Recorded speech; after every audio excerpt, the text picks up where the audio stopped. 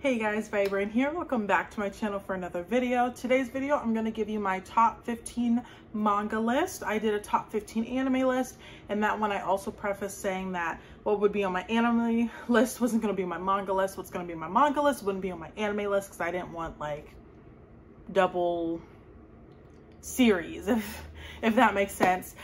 Leave a comment below. You can either do your top 15 as well. You can do your top 10.5. Just let me know. I always want to preface this video saying these are my own opinions. This is my top 15 list. Whenever I do things like this, people like to dislike it, but like, you all have your own opinions. What I like, you're not gonna like. What you like, I might not like. So on and so forth. Don't forget to like, comment, subscribe, join the Discord. Without further ado, let's get into my top 15 manga.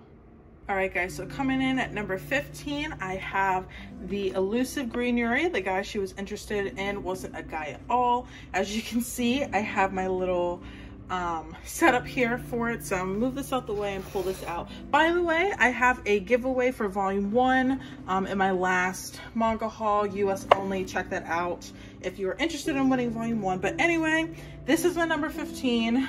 This is one of my favorite GLs ever. Just like the accents of green is just so unique, and Mitsuki and Aya are just so cute whenever they're together.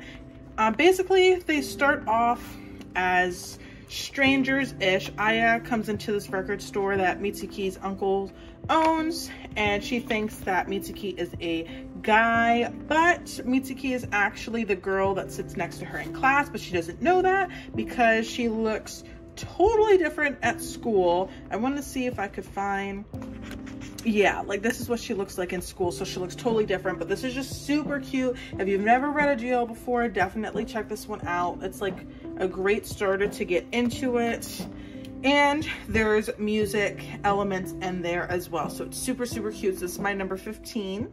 So my number 14 has to go to Assassination Classroom. Let me move this ace thing out the way so I can get out volume 1. Assassination Classroom is about a classroom of students who, like middle school students, who are in charge of assassinating their alien teacher.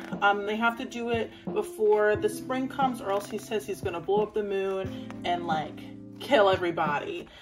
So this is such a great story. I ended up watching the anime first, and I love the anime. So then I read the manga, love the manga. So like, oh my god, the end of the series will make you cry. If you have never read or watched this before, like this will make you cry. It's funny, there's action, there's sad parts. Like learning about Koro sensei is just so freaking sad, but I love this one. This is like, this touches my heart. It really does. So this is my number 14.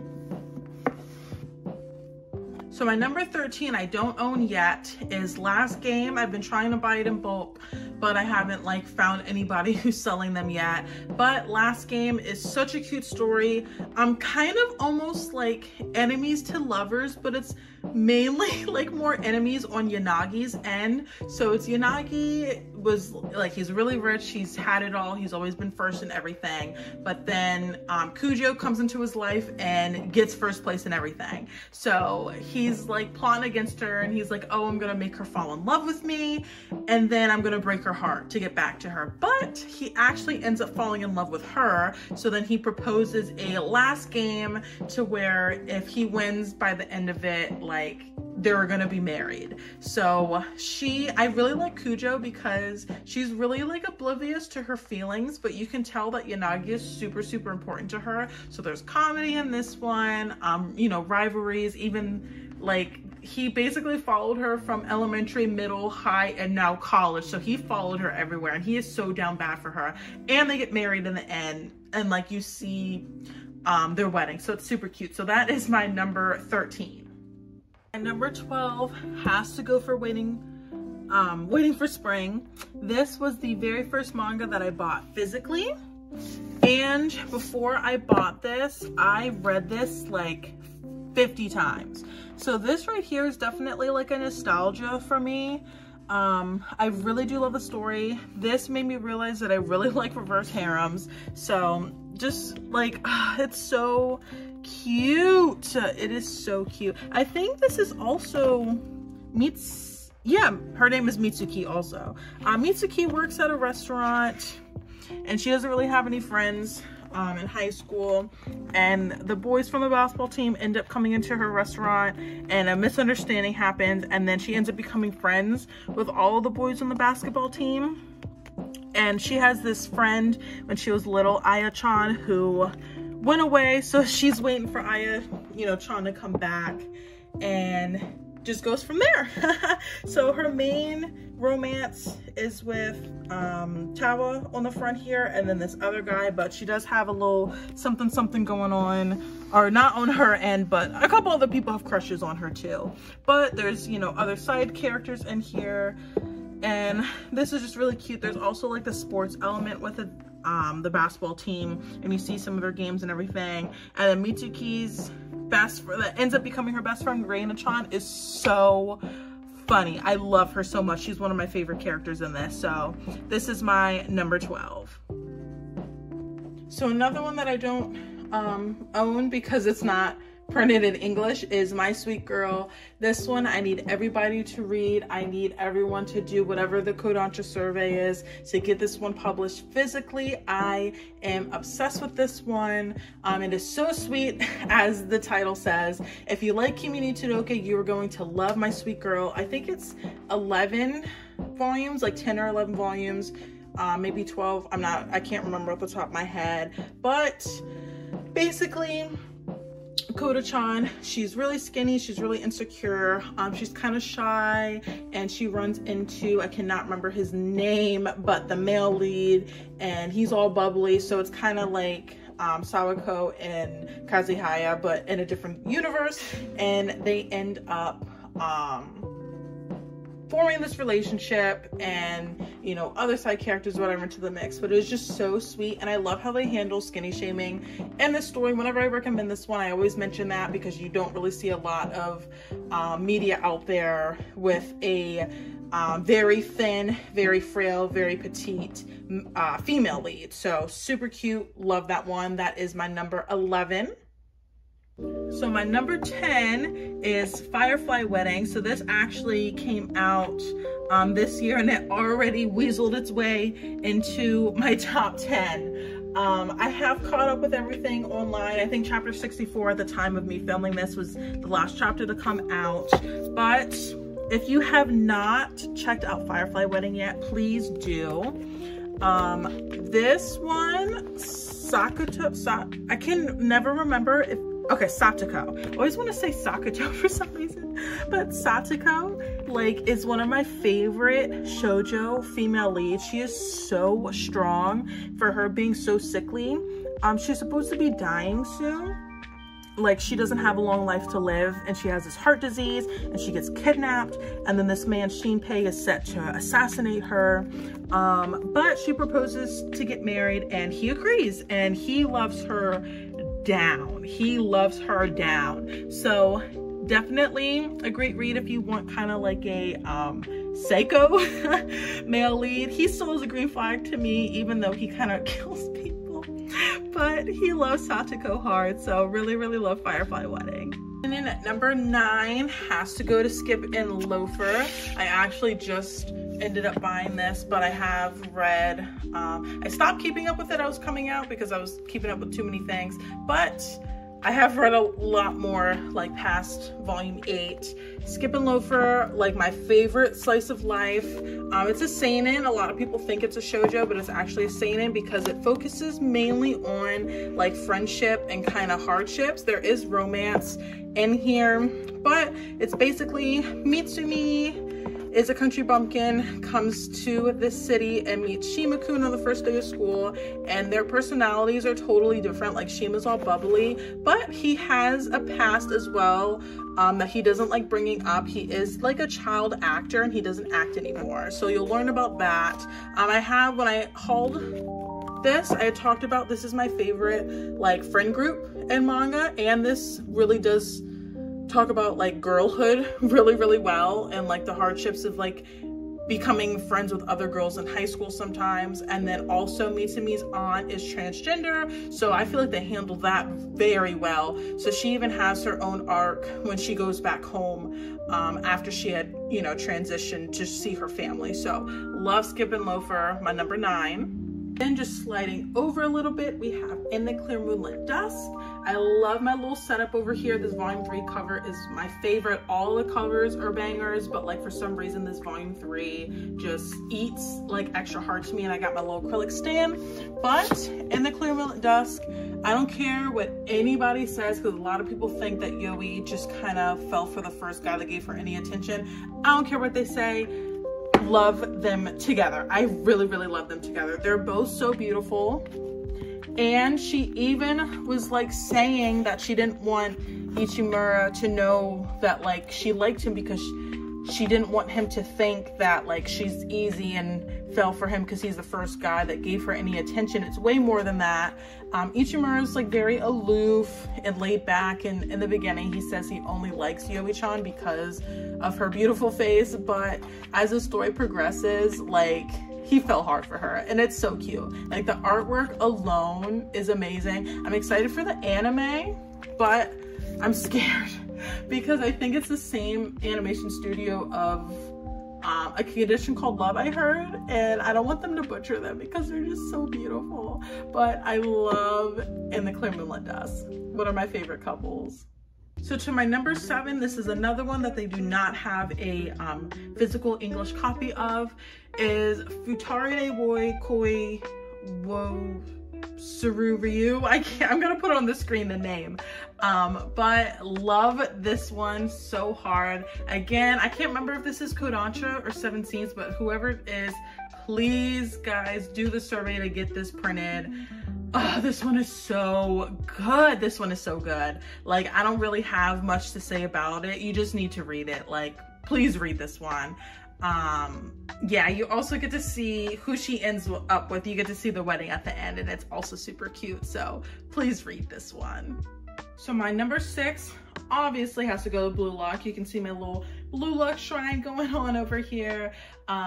This is like the only sports manga that I've ever read. I have watched, you know, Haiku, and I have watched the first season of Blue Lock, but I didn't think I would be so invested in soccer like as much as I am in this story. Like, I don't have to say too much about Blue Lock because a lot of people know about it, but this has to go to my number 6. Then I'll just go on into my number 5 because I don't own it yet either.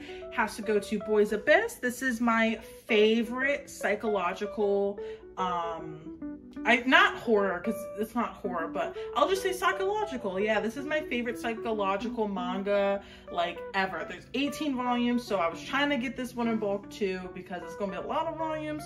But if you can like handle reading just a bunch of like bad things happening to somebody, read Boys Abyss. I highly recommend reading this one.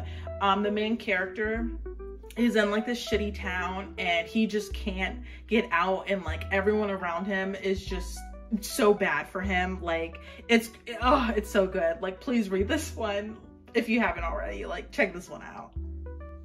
My number 4 has to be My Love Story with Yamada-kun, level 999. I got my little Yamada Nindy over here with his headset and little phone. This one, obsessed. Like, I have seen this anime 50 million times. I have read this story 50 million times. I love that it has, like, you know, the gamer aspect in it for Akane. If like you haven't ever consumed this story before, I would definitely recommend watching the anime first because you get more of like the gamer vibes in the anime. But after finishing the anime, definitely pick up the manga. Basically, Akane got dumped by her boyfriend, and she's sad, and he had put her onto this game, and now she likes playing the game. And then she meets Yamada in real life, and he's a pro gamer, and he's also in her guild. and they kind of just go from there. She starts like attaching herself to him and like following him, not following him, but she's more of like the bubbly, and Yamada has no interest in girls. He just wants the game. He's very shy, I would say. So if you want that kind of like shy guy, bubbly girl, definitely check this one out. People call this an age gap, but she's in college and he's like graduating high school. I'm pretty sure when they get together, like he's done with high school. So I don't really like when people say age gap and people feel like a certain type of way about this one, but definitely check this one out if you guys haven't already.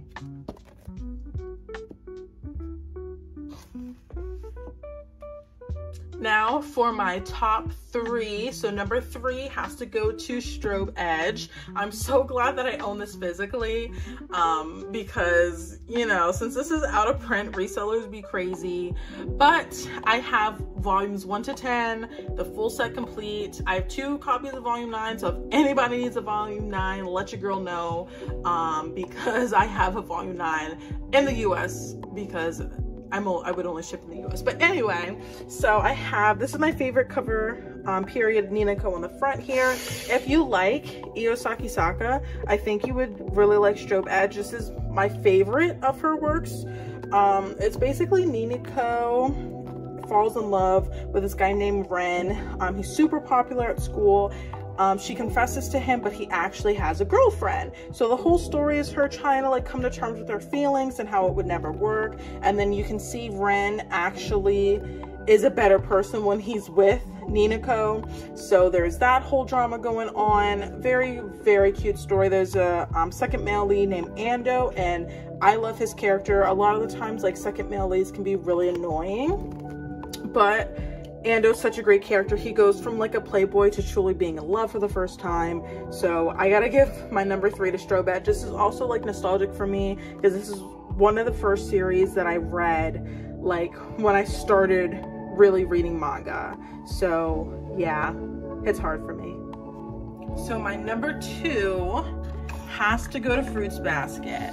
So I actually used to check this out from the library when I was in elementary school, like 4th or 5th grade. I was reading Fruits Basket from my local library, and then I like forgot all about manga, and then I ended up watching the OG anime, the one that only has 1 season. I can't remember if it's like 2003 or whatever, and then was super stoked when the 2019 remake came out and ended up watching that and loving it. I'm not gonna go like too much into Fruits Basket because this is kind of like a household name.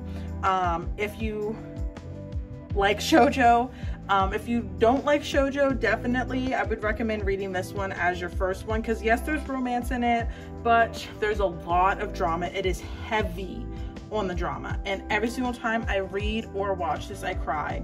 But this has to go to my number 2, definitely also for nostalgia reasons. Yeah.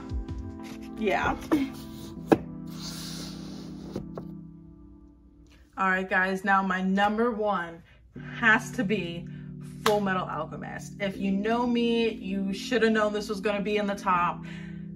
Probably should have known it was going to be number 1, but if you didn't know and you're like a newer watcher, that's okay. But this is like my all-time favorite. I've watched the anime so many times. I've read the manga, I think 3 times, all the way through. I just love this one so much, and it is written by a woman, and that just makes it like even better.